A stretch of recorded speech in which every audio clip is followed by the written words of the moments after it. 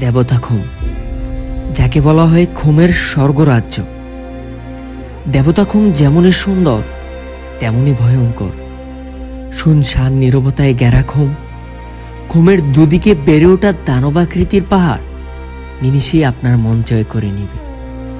কোনো কোলাহল নেই, একেবারেই নেটওয়ার্কের বাহিরে। চারপাশে নিস্তব্ধ শুনশান নীরবতা, যেন এক ভুতুড়ে পরিবেশ। ফোঁটা ফোঁটা পানির শব্দ যেন আপনার মনের ভিতর আরো ভয় ঢুকিয়ে দিবে। মনে হবে এক ভুতুড়ে পরিবেশ। বিশাল দুটি পাহাড়ের মাঝ দিয়ে চলে গেছে জিরিপথ, যা পাড়ি দিতে হবে ভেলাই করে। এখানে প্রকৃতিকে খুব কাছে থেকে উপভোগ করতে পারবেন, যেন মিশে যাবেন প্রকৃতির সাথে। যাওয়ার পথই আপনাকে বলে দিবে স্বর্গের পথ কতটা সুন্দর। আসসালামু আলাইকুম। আমরা এখন আছি খুমের স্বর্গরাজ্য দেবতাখুমে। ইনশাল্লাহ আজকে এই ভিডিওর মাধ্যমে আপনাদের দেখানোর চেষ্টা করব দেবতাখুমের রহস্যময় সব সৌন্দর্য, আর দেখানোর চেষ্টা করব কিভাবে খুমে আসবেন এবং কি কি ঘুরবেন এবং কোথায় থাকবেন বিস্তারিত।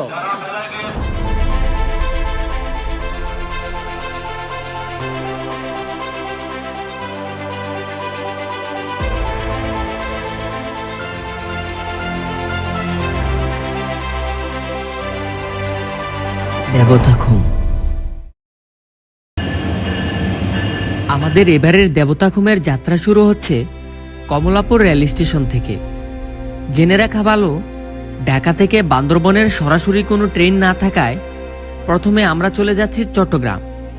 সেখান থেকে নতুন ব্রিজ হয়ে সরাসরি চলে যাব বান্দরবনে। আপনি চাইলে ঢাকার আরামবাগ, আবদুল্লাপুর, সায়দাবাদ সহ ঢাকার ভিন্ন স্থান থেকে বাস বেঁধে 900 থেকে 1800 টাকায় সরাসরি বান্দরবন চলে আসতে পারবেন। জেনে রাখা ভালো, ঢাকা থেকে বান্দরবনের দূরত্ব প্রায় 320 কিলোমিটার। যেতে সময় লাগবে প্রায় 9 থেকে 8 ঘন্টা। বিসমিল্লা বলে কমলাপুর থেকে রাত 10টা 30 মিনিটে আমাদের ট্রেন ছুটে চলছে চট্টগ্রামের উদ্দেশ্যে, যার জনপ্রতি ভাড়া পড়েছে 450 টাকা করে।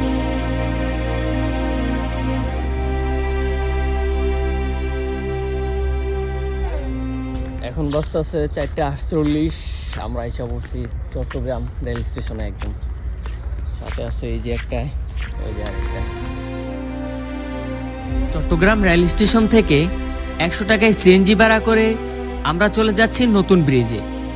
এখান থেকে জনপ্রতি 180 টাকা করে আমরা চলে যাব বান্দরবনে।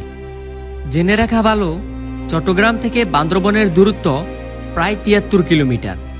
যেতে সময় লাগবে প্রায় 1 ঘন্টা 40 মিনিট।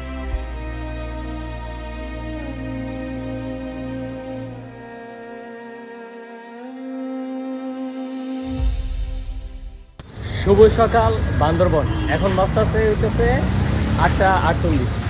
এখন আমরা আছি ধনেশ চত্বর, যেটা বান্দরবনের ওই ধনেশ চত্বরে আছি। এখান থেকে মালিক সমিতির যে বাস আছে, যে ইয়াগুলো চাঁদের গাড়িগুলো আছে, ওইগুলো ভাড়া করে আমরা চলে যাবো একদিন কচকতলি বাজার। ওইখান থেকে সব কিছু কমপ্লিট করে দেন আমরা দেবতাখুমের উদ্দেশ্যে রওনা দিব। ধনেশ চত্বর থেকে জনপ্রতি 80 টাকায় সকালের নাস্তা শেষ করে ধনেশ চত্বর জীব সমিতি থেকে 4500 টাকায় একটি চাঁদের গাড়ি ভাড়া করে আমরা রওনা হলাম কচ্ছপতলি বাজারের উদ্দেশ্যে। জেনে রাখা ভালো, ধনেশ চত্বর থেকে কচ্ছপতলি বাজারের দূরত্ব প্রায় 18 কিলোমিটার। যেতে সময় লাগবে 45 মিনিটের মতো। আর হ্যাঁ, একটি চাঁদের গাড়িতে 12 থেকে 13 জন উঠতে পারবেন। একটি বিষয় আগেই ক্লিয়ার করে দিচ্ছি, আপনারা যারা সংখ্যায় কম হবেন তারা ধনেশ চত্বর এসে একটু খোঁজাখুঁজি করলেই 5 থেকে 7 জনের অনেক টিম পেয়ে যাবেন। তাদের সাথে কথা বলে একসাথে হয়ে চাঁদের গাড়ি ভাড়া করে নিতে পারবেন।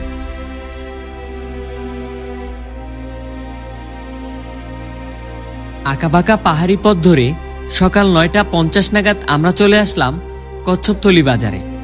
এখান থেকে 1000 টাকায় একজন গাইড নিয়ে আমরা রওনা হব রহস্যময় দেবতাখুমের উদ্দেশ্যে। জেনে রাখা ভালো, একজন গাইড সর্বোচ্চ 10 জন নিয়ে যেতে পারবে। ছিল রোয়াংছড়ি টুরিস্টদের নিয়ে যেতে হয়, তো এখন ওটা সিস্টেম পাল্টে ফেলছে, নতুন করে করছে। গাইড অফিস আপনার police entry, camp entry, guide office সব এখন কচ্ছপতলী বাজারে।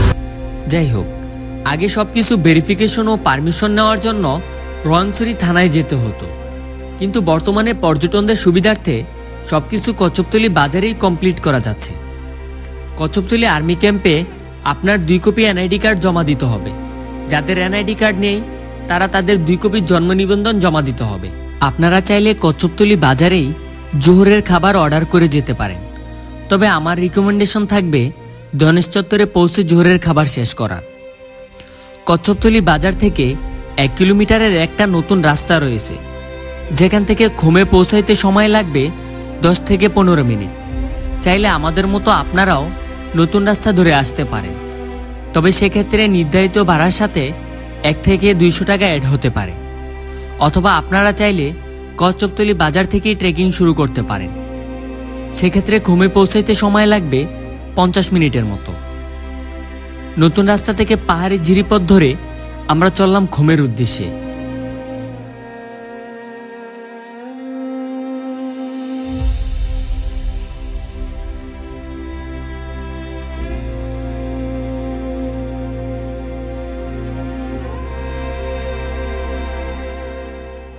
ওই পিছনে দেবতা কমে 200 করে টাকা জমা দিয়া দেখানে আর কি এন্ট্রি ফিটা দেবতা কমের যে এন্ট্রি করতে হয়, সেখান থেকে আপনারা এই 200 টাকার মাধ্যমে বেলা হইতেছেন, তারপর হইতেছে লাইফ জ্যাকেট আর ওই নৌকা আর কি, এগুলো সব জনপ্রতি 200, পার পার্সন 200 করে।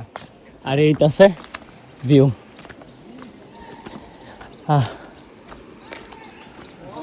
এই জিরিপথ দিয়া হাঁটার মজাই একটা অন্যরকম।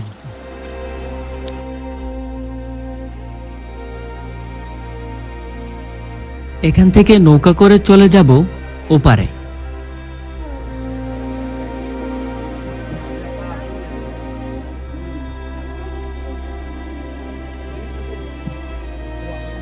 আলহামদুলিল্লাহ, অবশেষে আমরা চলে আসলাম দেবতাখুমের একদম সামনে, যেখানে লুকিয়ে আছে দেবতাখুমের রহস্যময় সব সৌন্দর্য।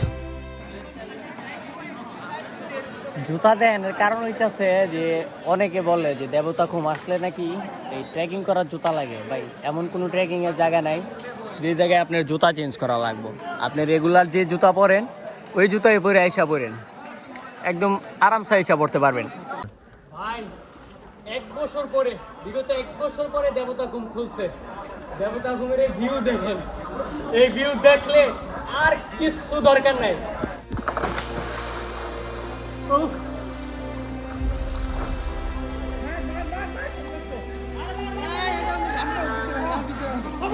ভাই চলে না,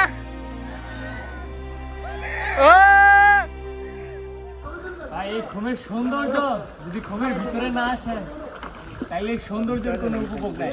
আর যারা এনে এসে ভেলা দিয়ে না ঘুরে নৌকা দিয়ে ঘুরেন তারা কোনো ভেলার মজা বুঝবেন না। এনে আসলে অবশ্যই ভেলা দিয়া কি বলে নৌকা চালাবেন, ভেলা দিয়ে ঘুরবেন।